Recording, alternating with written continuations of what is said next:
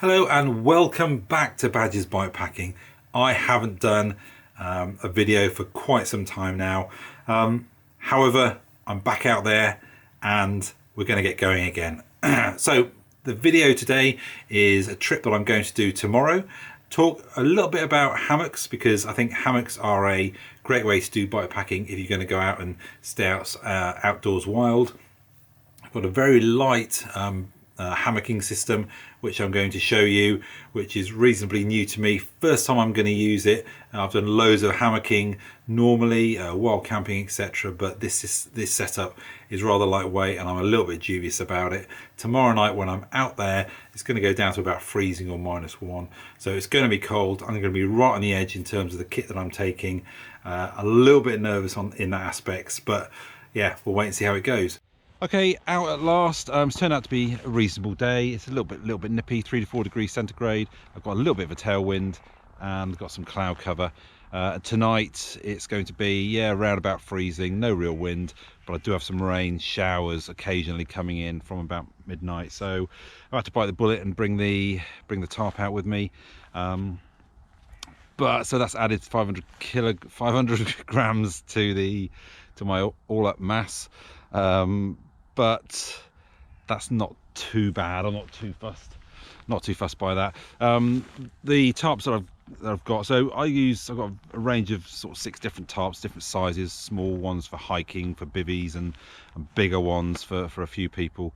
But my 2 hammock tarps, dedicated hammock tarps, are the Superfly, which is a nylon based one, which can, if it rains, it's very big, it's a fantastic bit of kit, and it's very strong, which is great in high winds. But if it rains, then it can absorb water, and so it can be quite heavy. Polyester tarp is probably the better one to get for bikepacking. Polyester is less susceptible to absorbing rain, far less susceptible, but it's not strong, so not as good in high winds. But it just feels lighter, and so if it does get soaking wet in the middle of the night, at least you know that you're not going to be carrying around a load of water that's absorbed into there. But anyway, by the by, so I've had to bring that along. Yeah, so about 10 miles in now. It's about 35 miles in total, so it's not a big ride. But like I say, I'm not particularly bike fit at the moment, so I'm going to start getting back into it at a gentle pace. Bike is well, she is all set ready. So it's the Mason Boca TI. I've got the mud guards on here. These are fantastic mud guards. Blue Mel, I think they are. But they've been awesome. There's no rattling. They just go on really solidly. Yeah, great bit of kit. My packing was appalling. I literally just chucked things in without any real thought. So sleeping bag and my under quilt for the hammock is in here, electronics and a few things like that, and headlamp, head torch in there, camera into there. In here I've got all my clothing. Really, you should have all your heavy stuff in here, so I really haven't thought about it. And then hammocks down in here, my little cook kettle thing, and some food and so on in the back. And then I do have my rucksack on here, just with a couple of beers and my warm top, just so they're easy to get hold of, really. And like I've said in other videos, I've got no issues with a rucksack, providing it's lightweight and it's got only small amounts of lightweight stuff in there. I just find them really flexible in what you can do. My underquilt, I've had to bring the small one because it fitted in there really nicely. There's a bit of a problem with that because it's temperature down at freezing. That underquilt was only really good down to about +3 or +4 degrees centigrade, so I'm a little bit worried, but there's no real wind, so as long as I tuck it up nicely. I've got the foil blanket as well, which I will almost certainly chuck in there, just to give me a few extra degrees, but that's my worry. And the sleeping bag will be fine because that's good down to about -3, -4. I've got some warm clothing, but the trouble with cycling in the winter is you don't want to wear too much. You always want to get out and start cycling a little bit cold so that you warm up into it. I've dressed a little bit warmer with this, so I'm starting to sweat a little bit up the last climb. and then of course you get cold, particularly from the sweat. So I'm a little bit nervous because my last climb up onto the Mendips, just before I get to the forest, I'm going to sweat on that. So I just got to be careful not to sweat too much, so I don't freeze when I get to the top. Yeah, anything else to say about the bike? Oh yeah, I was going to show you a little addition that I've made to the bike, and I can't claim credit for this. I don't know if you can see my little tweak, but it's actually this bar here. So this is one of those extender bars which goes from about here all the way across to here. It connects onto my bars via this little bracket you see down there, and that goes down. It's going under that strap there, and it's just made of I don't know what, I think it is carbon fiber, and normally you have them on mountain bikes, and they're sort of raised up like that, like cow horns, to put some extra gear on the top to give you a bit more real estate. But I put it here just to push the bag away from down here, because I really hate it rubbing on there. So that's the plan, and you can see that it has pushed it away. I've got a nice little gap there, and what it does also, it gives me some extra space up here, because normally if I went straight onto the bars, I find that this pulls up so much that I can't actually get my fingers on here from climbing. So it gives me some better hand space up here. I'm actually quite impressed by it. However, the way I've connected it, the strap, I've had to put the straps both this side of the bar, because if I put the strap around the bar and then back up, I found that the whole bag was just swinging down, and it came much closer. But you see, you get a bit more freedom here on your cables, and then I just connect up around there. I can still get down onto the drops if I need to.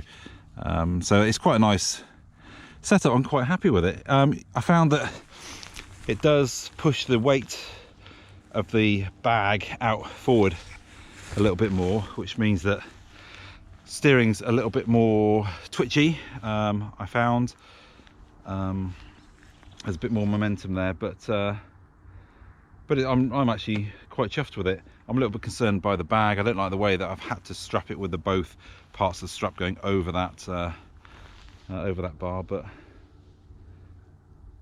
yeah, I think it's quite a nice little idea. Right, I better get going. So yeah, so it's going to get dark at sunset's about 4:30. So I don't want to get up there late. I don't like getting to a place to spend the night in the dark, because it's nice to be able to have a quick check for obvious things. Are there any cattle or anything like that around? Is there a house nearby? Are there people nearby? Are you right next to a track? And all those things, some of which I've been caught out with in the past. So I got lights just in case, but let's get going. Really enjoying the ride now, just up near Glastonbury.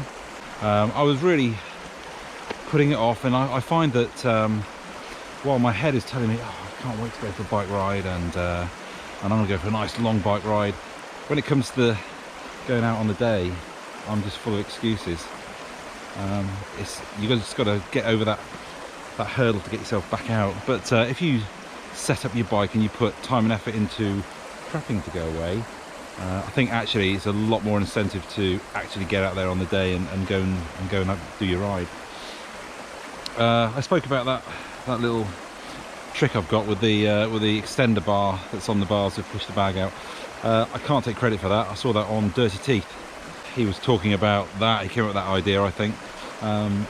He was talking about a salsa cage for the front bar bag for my next bike that arrives in Feb, hopefully. That's what I've got ready for that one. But this here was you know what, I've got one of those bars in a drawer, so I'm going to chuck it on, see if it works. And it did. I love cycling around here. On Ride with GPS now, you can now pull up heat maps, your own heat maps, and which come up in blue, and then in red come up heat maps for everyone else. And I look at the routes I cycle around here, and I think there are only 2 or 3 droves that I haven't cycled along around here, and there are loads of them. I've done a lot of riding out here, see, I love riding around out here, but I really don't like riding around my local area. The first 10 miles to get away from my house I really detest. I must have cycled from my road up to Langport close to 1,000 times, and I can't stand it, and it really puts me off. I almost want to get on, put the bike onto the car and drive out here and then set off from here, because yeah, it really puts me off the local riding. I think that's a lot of the reason why I just stopped going out for short local rides, because I just got bored of the same old area.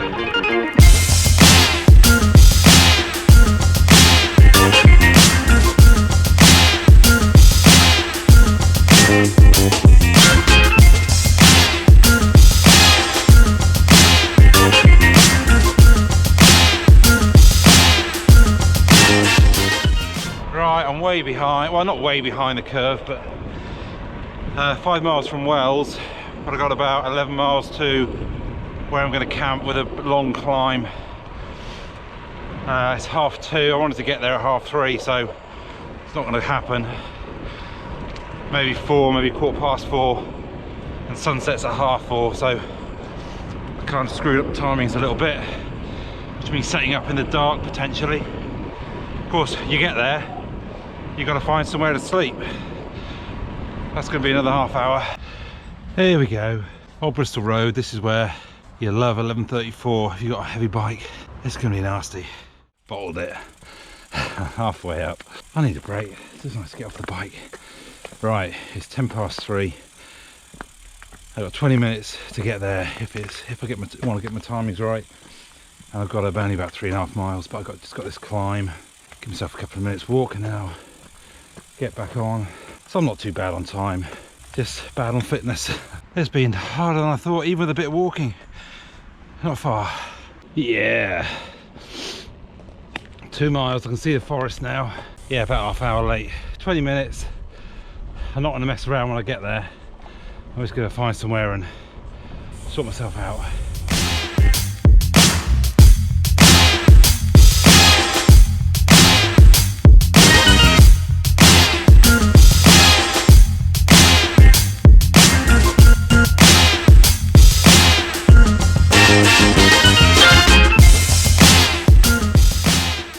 Mountain bike tracks might be a good idea. I think I'm pushing a little bit more for 10 minutes and then I'll scoot on in, start setting up.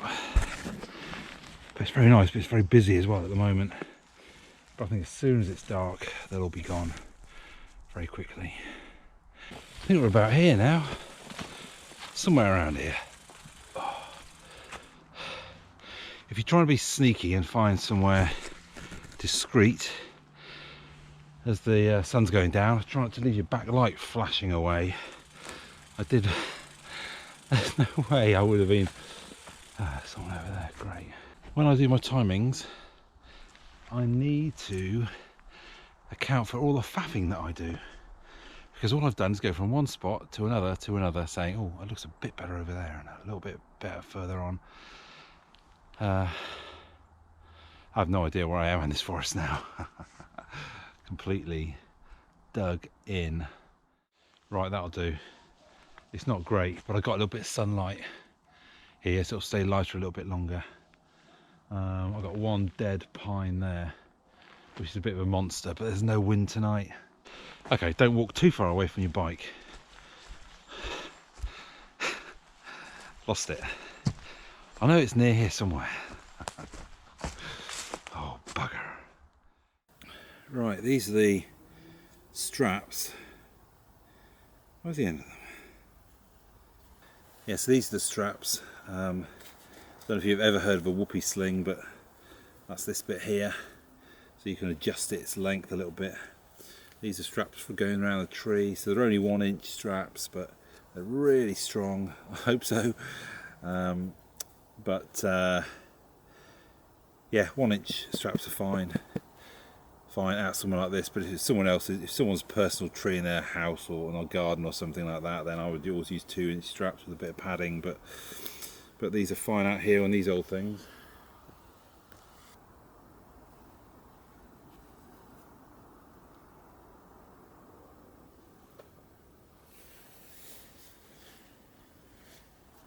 These are getting really cold now, but I think that's okay.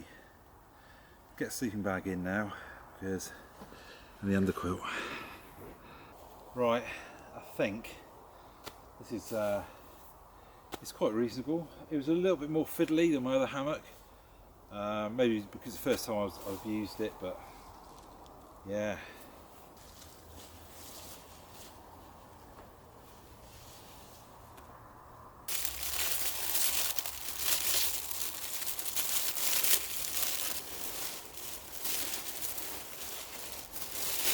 Okay, there you go. So there's my under blanket, which it ain't gonna do the job tonight. Space blanket, hammock, sleeping bag. Get that fluffing up. All right, pillow, and I don't know what to do about the rain. Is it going to rain? I'm going to lose light later. I do have a filming light, but I'm just going to let it go for a little bit longer before I start using that, because I think people are still around and my lips are now starting to go numb. I'm finding it odd to talk. Right, I'll sort myself out. See you in a sec. In fact, how much have I used there? That'll be enough. Ball that up. Right, so like this. There we go. Now with these, you've got to wait until the flame starts coming out of the little holes here. That's when it's primed and ready. There's my little kettle. Loving that kettle. So that's hopefully going to prime soon. My fingers really are getting cold. Right, while that's going, now I can't put this on top. If I put that on top now, it's going to go out. So you've got to wait until the flames are coming out there, and then she'll be off. I can go and get a beer.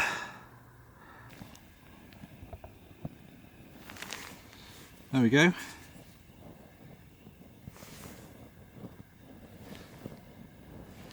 I thought I saw someone coming. I thought I saw a light over there just now. Yeah, we're off. There we go. Oh, it's a little bit warm as well, giving us some good heat. Right, so that is only just keeping going, but that's doing all right. So overall, that was an all right ride up, really. Actually, really quite enjoyed it. Lesson learnt for me though was to set off, give myself time to look around. So a good hour. So I wanted to have about another hour on top of the time that I actually had in the end. I was thinking about getting a fire going, but I can't be bothered, to be quite honest. I'm just going to get my food in me, have a hot drink, and then get in the sack and watch a film or something like that. But it is really early at the moment still, so it will be an early night tonight, but I plan to get up early and get going. This is going all right. Yeah, I like this little kettle. The snag with the kettle is that because it's so much wider, it's actually harder to fit into those bags. So the bag that I ended up putting it into the saddlebag, it just fitted. But I think a 750mm stove thing, not stove, pot, 750mm, I think is just perfect for one person. That's all you need, and it's about the right sort of size. Make sure you can fit a 100-gram gas canister in there, and then that's the right diameter, and that'll go in your frame bag quite comfortably, or anywhere. This is a little bit more fiddly, but I do prefer it because it just means that when that water's boiled, anything left over I just leave in there, and I'll use that in the morning. It's not going to spill or anything like that. So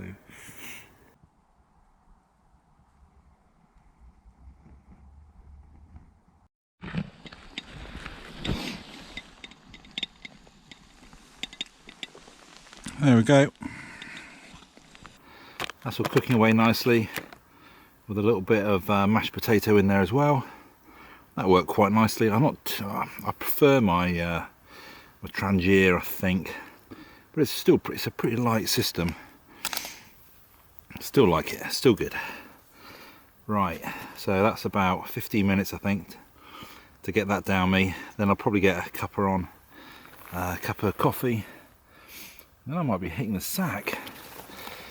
Now then, here, these are great.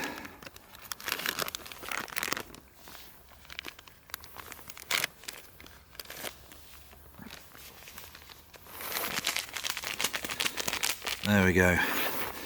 Let's get these mixed up. I'll put these in my gloves to start with. In fact, I'll go and just get them in my sleeping bag, I think. Oh man, that is great. Mashed potato and curry. Ha ha ha. Wow, very hot.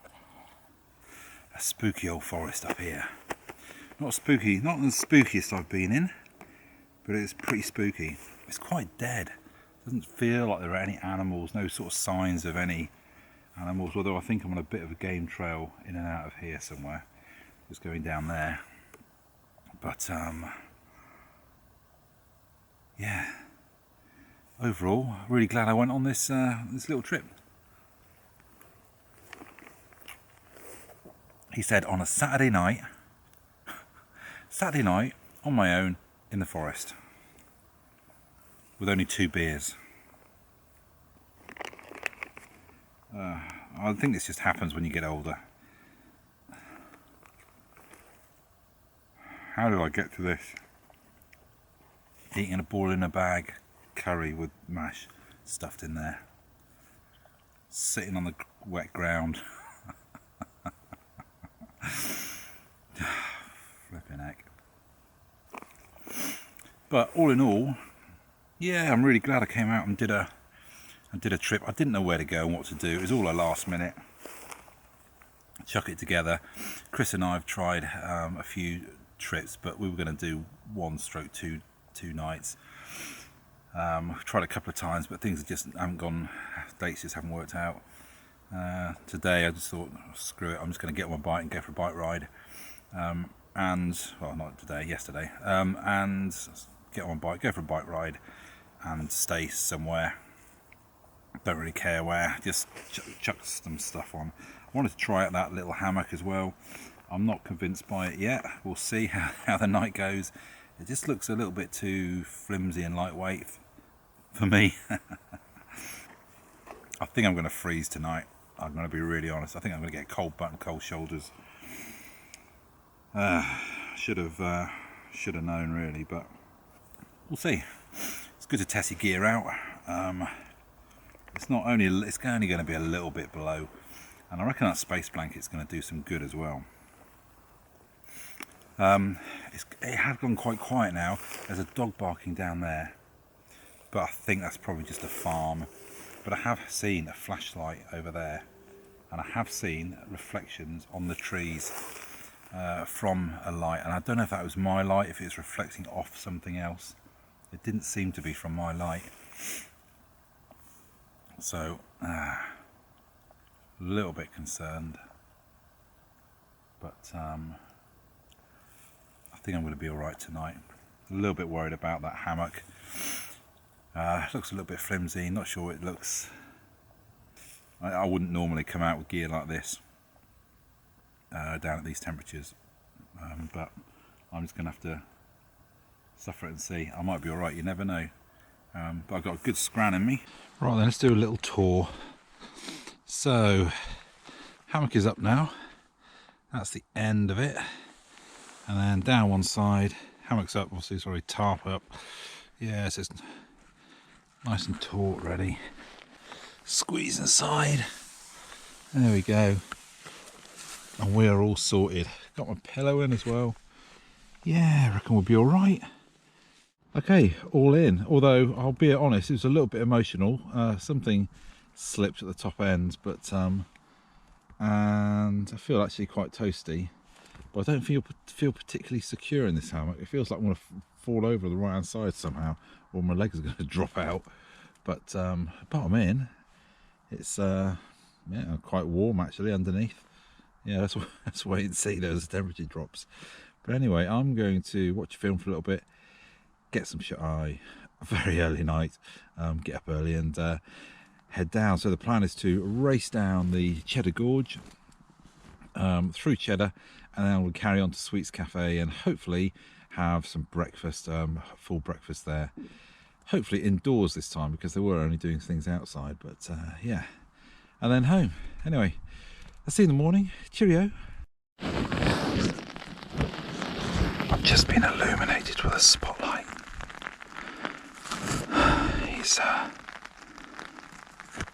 It lit up the bottom end of the hammock. He must have been looking at the... Hang on. He must have been looking at the bike. I don't know if he's seen me, but I can see the spotlight, or I was able to see the spotlight right back in the forest. It's turned off now, but it's dead quiet. I can't hear anything except a bit of rain on the tarp. I'm not really sure what I should do now. I think I'm just going to sit here and listen.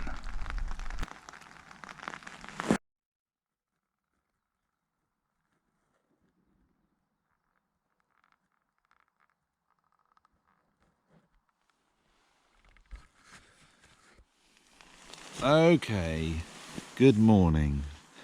That was the spookiest night's sleep night I've had. I did get a fair bit of sleep, which is gobsmacking how I got it. I'll explain the spooky bit in a second. The weather last night was pretty good. There was no wind, really quiet. Mist came in for a lot of it. There was about an hour and a half, 2 hours of rain, so I'm glad I put the tarp up. Temperature went down to +3, no big deal. The under blanket was at its limit. However, I think because I put that emergency blanket, that foil blanket, under there, yeah, as soon as I waft the air on the under blanket, I can feel cold on my butt, because that warm air is now being extracted. But anyway, I think this foil blanket thing, I think really did a good job. Also, those hand warmers, drop those hand warmers in a hammock, and due to gravity, they'll fall to the lowest point, your butt, and your butt is the thing that normally would get cold. So when I first got in, my butt was cold, but then all of a sudden I felt the 2 hand warmers down there, and it was toasty all night. So that's a great little trick for cold butt syndrome. Shoulders were fine, and the hammock was actually really comfy. It's a little bit narrow, a little bit narrow over there. I found my feet dropped out, sort of tipped out a little bit, but no, it is absolutely fine. It's really good for an 11-foot hammock. Yeah, this is a comfy sleep. I'm going to get up now because I've got the feeling that this is a popular place and people are going to come here walking their dogs. I think I'm off the main track. Yeah, but I think someone knows I'm here. I will explain that in a second. Why was I so spooked? Well, it was it was spooky. Not happened to me like this before. Now, in the past, I have been asleep, woken up, thought something was happening, and I could have been sure that I could see people coming with torches and everything else, and but then I woke up and I think about it, I go, nah, that's nothing, and straight away I recognise what's happened. I've just had a bit of a weird dream, and I've gone back to sleep. Now, last night, obviously I did a bit of cooking in the dark. I had my big torch on there, my filming torch. I then got into my pit, into my bed, hammock, and I got my head down. I watched a bit of a film beforehand, and then got to sleep. I got into bed about 7:30. Then at about 10 o'clock, I must have kind of drifted off, and then I open my eyes and I can see a torch. And a torch, you know, I mean a really bright light, lighting up all of this area here. I kind of didn't believe it to start with, and I do the whole thing of, right, am I awake? Yeah, I'm definitely awake. And it went on for about 30 seconds. This light looking over here. Straight away I put my hand in my pocket, I grabbed my GoPro, thinking if this guy comes along, or whoever it is, I want to have this torch. I want to have some, you know, to film something, if he's going to give me any trouble. Just so, yeah. Anyway, for evidence, whatever, I don't know. So I grabbed that. I did turn it on, and then I looked down, and the back of the screen was actually pretty bright, but luckily it was down low on my sleeping bags, and I saw a torch. It didn't look like a single torch. It was 2 or 3 sort of torches in a line, if you know what I mean. But they were LEDs, I think, because they were really bright, a really bright white, and it was coming from up here. And then the light went off, and I lay there. My heart was giving me my max heart rate. I should have measured it. I lay there, and I stayed there for about an hour, just looking up here and trying to listen, because it was dead still, but I could hear nothing. I could see nothing, no little flickers of any light or anything. See and hear nothing. So someone was definitely there, 100%, with a torch, and they weren't doing a search around the woods. They were looking right at me. Were they walking a dog? There was no dog running around. I would have probably heard that. Were they too far away that, you know, that's why I couldn't hear them? Well, no, because I'm almost there at the path now. So they were here. There was no talking, so they were on their own. So why is someone on a Saturday night wandering around in the woods on their own? Other than me. Wild camping? Mountain biking? I did think mountain bike, because it was really bright light. Maybe he just pointed it, but it was moving, it was searching. And yes, he could see me. Yeah, so I am actually quite obvious. The light would have been straight onto that tarp. Spooky as hell. Didn't walk it, but I suppose he could walk without making any noise. So that's maybe why I didn't hear them make any noise, and they probably just looked and then carried on. Yeah, so I think they could have walked. But you know, there are logs that are laying over the path.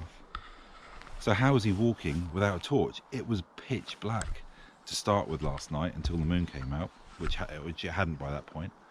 Yeah, it's just odd, and it really got me spooked. So I lay there for about an hour looking and listening, and then I thought, well, I'll just try and lie back. So I just lay back and tried to get some sleep. Couldn't, because I'm just thinking all the time, why were they looking directly at me? Had they been walking and searching and then saw me, then turned the torch off and then wandered away? Because they must have left with the torch off, because I was looking all around here for any sign of a torch.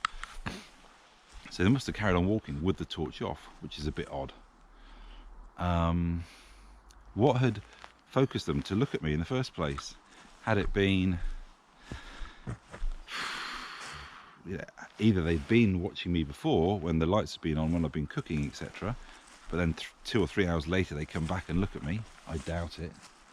That's a bit odd. Scared the hell out of me. Anyway, I did end up getting back to sleep, but I was regularly waking myself up with more hallucinations, again thinking that people were coming. But again, they were hallucinations, but within seconds of waking up I just thought, nah, that was just hallucination. Yeah, I'm behind the curve again as usual already, because I'm gassing. So there we go. That's the spooky story from last night.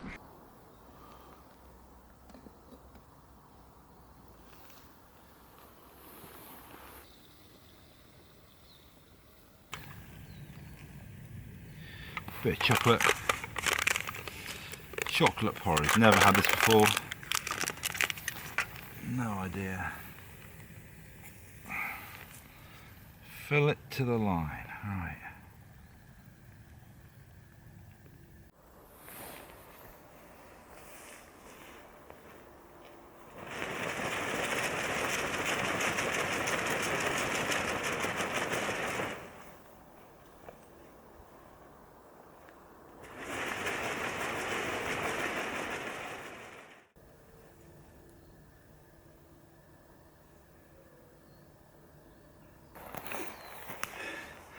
I can hear dogs coming in for walks, so I really better be a little bit quick, and I'm behind the curve if I want to go and have breakfast at Sweets.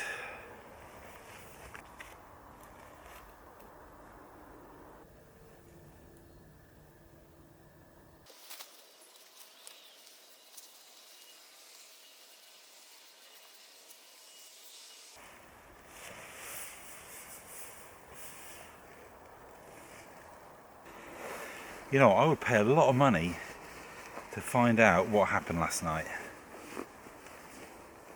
Who it was, how that they started looking in that direction, what they saw.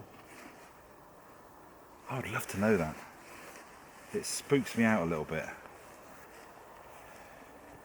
Awesome bit of kit. Sea to summit. Can't plug them enough. You look at how thin they are, and you can just see the down through them, and I do wonder how the hell they keep me warm, because I can see holes where the stitching is, but you know.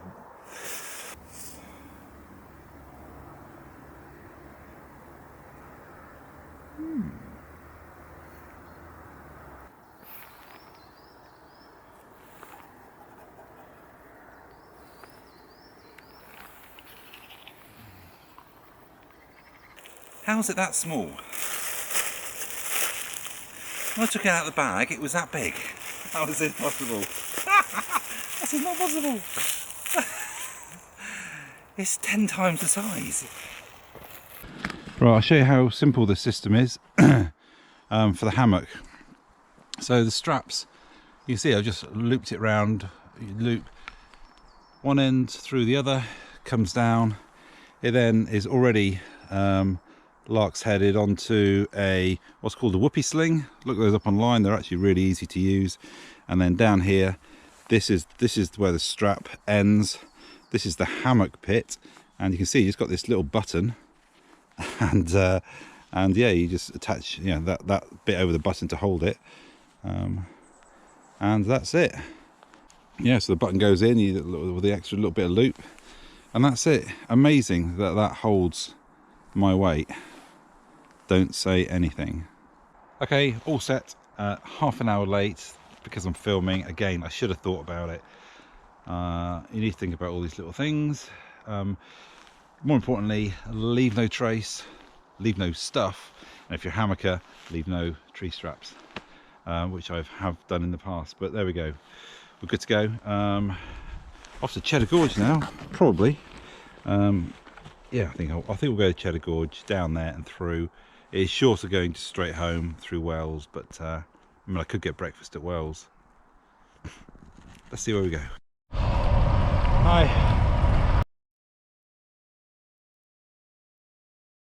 Whoa, did you just see that?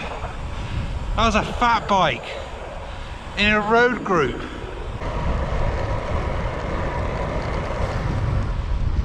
Cruising down to Cheddar now. Down here, turn right, straight, weaving my way down the gorge.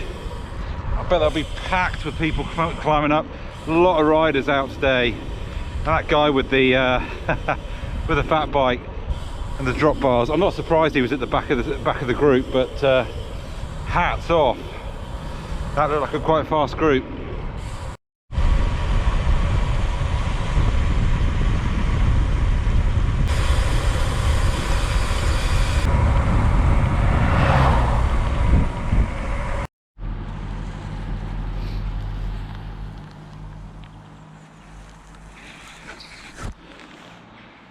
It is a bit scary under here. Yeah, this is the nasty corner. So if you ever come up Cheddar Gorge, this is the nasty one. Round here, so easily the steepest bit, I think. And if it's wet like it is today, and you've got little slim tyres, got your little 23s on, you do not want to be out the saddle because you will come off, as I did on my first attempt up here. Right, I'm gonna go down now. I'm gonna put you away because, yeah, I'll need my hands on the brakes. So sorry about that. Bugger, they've just overtaken me. They're gonna beat me to the queue. Oh, nailed.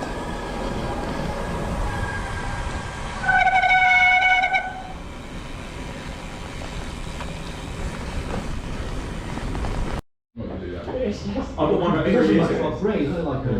it's the same. I got one before.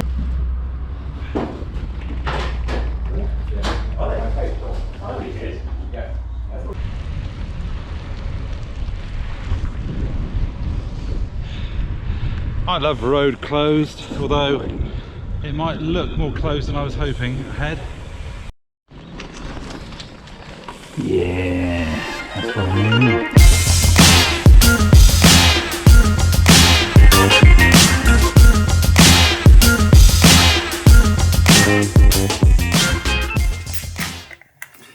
Cheers, and hope you had a happy new year. Right, I'm going to talk about hammocks now. Now, I'm big into hammocking, have been for 3 or 4 years now, and really got into it. I go out wild camping, I would say either if not every week, then every other week, and it's hammocking, it's bivvying, it's all the things that I love playing with kit. And I often bike pack with too much of it. So hammocks, I'll go through all the hammocks that I've got, just show you them and just talk about what's suitable for bike packing and what isn't really. So the first one I've got is this one here. It is a big, heavy 1.5 kilograms. It's got carabiners and everything hanging off the thing. It's a what's called a war bonnet, a Blackbird XLC. It is a full-on winter hardcore, top of the range Mercedes of hammocks. This thing has got a winter cover built into it. You can have a winter cover, or you can have the fly netting. It is double skinned. It's just dog's bollocks, but it's 1.5 kilograms. There's no protection, there's no rain protection or anything like that with it. So if you want to take this 1.5 kilograms, what you've also got to take is this, which is the tarp that goes with it. This is a mini fly tarp. I've also got a super fly tarp, which is the big winter one. This is my kind of summer one, but yeah, that's a lot of kit. So this is 500 grams, that's 1.5 kilograms. This is not for bike packing. Right, option 2, which I think probably is for bike packing, is this thing here. It is not a DD hammocks. It's in fact a Hennessy hammock. Hennessy do some really great hammocks, and what I love about Hennessy is that they are good quality, they are easy to set up, and they are simple for beginners. Now this one here, I'll talk about it in a second, but the different types they've got an ultralight version, which just be really careful because you can't be too heavy. You can use ultralight version, it doesn't take much weight. I couldn't use it. Then they've got the Expedition set, which is cheaper, really nice system. Then they've got the Explorer, which this one here is, and then they've got the Jungle, which is a double layer one as well. What I really like about Hennessy hammocks is that you get the tarp built in already. So when you first get it, you just set it all up, and then you can wrap the whole thing up together, and it goes together really well. So importantly, in this one, you've got a tarp. And why I love these for bike packing is, while they are a little bit heavy, they're really simple to get up and get going, and you can string this thing up, and it's just a gem. You don't have to have the tarp out. I put the tarp in an extra little bit of meshed snake skin, and it's simple. But hammocks are actually really simple. If you do 2 or 3 hours worth of watching a couple of videos, you've got it. Go out and practice it in the garden or wherever you can, and you'll master it pretty quick. So this one here, now remember the last one was 1.5 kilograms without the tarp. This one is 1.5 kilograms, but that's including the tarp that's built in. And you can probably reduce that down to about 1.3 kilograms, because in here I've got some hardware, some hardware instead of tying a knot, and you don't have to use hardware for this. You can just use knots, something called the Hennessy knot. Learn it online. It's actually very simple if you want to cut the weight down a little bit. So you can get down to about 1.3 kilograms with the Hennessy hammock, but a fantastic way to start hammocking in my personal opinion. Okay, so that is the Hennessy hammock. The next one down I've got is this one here. TNH Outdoors. Basically, this is a knockoff of something called Eagle Nest Outdoors. It is a really simple, basic hammock. There is no bug net built into this. There's no tarp. There's nothing. This is a double. You can get this as a single, which will make it about 3/4 the size of this. I like the double because when it's windy, the whole thing just folds up over you, and you can just keep the wind out a little bit better. But I just went for a double. It takes a ton of weight, this thing, because it's a double, and it's probably my go-to if I just want to sling a hammock up. I don't care about a tarp. I don't care about bug meshing. It's going to be out in the winter. I just want to sleep out under the stars. This is the one I take just because it's so hardcore. Trouble is, these are the tree straps that come with it. Now these are this is called a what's it called, a chain something, I can't remember now, but it's basically a double layer, which is why they're so thick. It's a double layer, and you hook your carabiner into this. Really simple to put up. So if you're going to do hammocking, this is the easy way to do it. But this is, you got to have 2 of those. Bit of a pain in the arse, really. Bit heavy. I don't use it bike packing. I've used it, in fact I've used it once bike packing up on the Quantox, but not my go-to. Right, now into the 2 lightweight options I've got, and these 2 are brand new. The first of these is called Cocoon. That's the size of it. It is 500, in fact with the straps it is 540 grams, so it's pretty lightweight. And if you compare this to a tent, this and this is your tent. Well, not quite. You've also then got to add on your 500 grams with your tarp. So you got to go out and buy a tarp as well as your cocoon. So 500 and, was it 534, 544? Can't remember. 534, I think, was these 2, but then you've got another 500 for this if it's going to rain. But of course it doesn't always rain, and if I'm just going out for one night, I look at the weather forecast. So for tomorrow I'm not expecting rain. I don't need to take a tarp. I'm just not, there's no chance of any rain coming in. Absolutely not forecast. Forecasts are pretty good now. I want to take that risk. Are there any bugs? No, it's winter. I'm not going to get any bugs. This is absolutely fine. Although this does have a bug net built in. So reasonably good system with a bug net. Now the snag with these cocoon straps, they are seriously small and light. I mean, compared to any of my other straps, these are the smallest, lightest out there. The weight that they'll carry is not quite as big as the others. It's probably 3/4, if not 2/3 of that. But it'll hold my weight. I just don't want to be bouncing around on the thing. The biggest snag about these is they're not very long, so they don't go around big trees. So if you've got anything more than a 2-foot diameter or 1.5 to 2 foot diameter tree, these just ain't gonna cut it. But other than that, if you've got a smaller tree, this is a great little system. And in fact, if you're going to start out in using hammocks, if you're going to go bike packing, then I can't, and in fact I don't know if I can recommend a cocoon yet, because I think it looks like a great system, but I haven't tried it yet, so I can't really recommend it. But I've seen nothing other than good things about it, and it's a pretty small, compact system, but it ain't the smallest. Okay, the smallest system that I think is out there is what I've got here. That's the hammock. Now this doesn't have a bug net, and obviously with all of these you've got to add the tarp as well. Other than the Hennessy hammock, you've got to add the tarp, which is about 500 grams. But tomorrow I'm not expecting any rain at all. I don't care about bugs in the winter, autumn, or really in the spring. So this is pretty much nothing. And then you get these straps. These straps are exactly the same weight as the last straps, as the cocoon straps, but these hummingbird straps are the plus version, which means they go around really big trees, and yet they're still only the same weight as those other straps.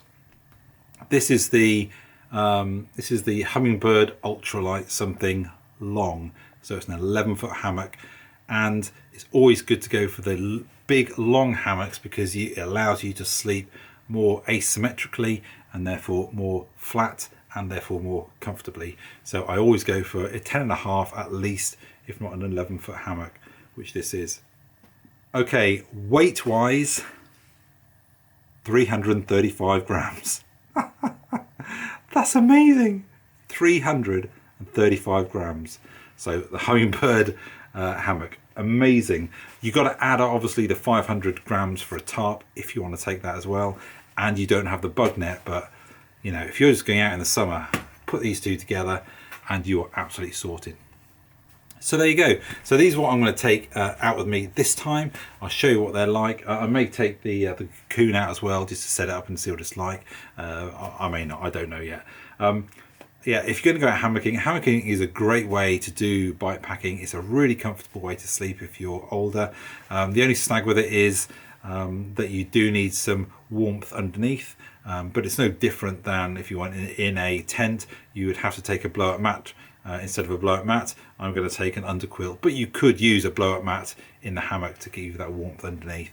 If the temperature is going to go below plus 20 degrees centigrade, then you really do need to have some sort of insulation underneath you. Trust me, I've been there on one of my videos, and I will never make that mistake again.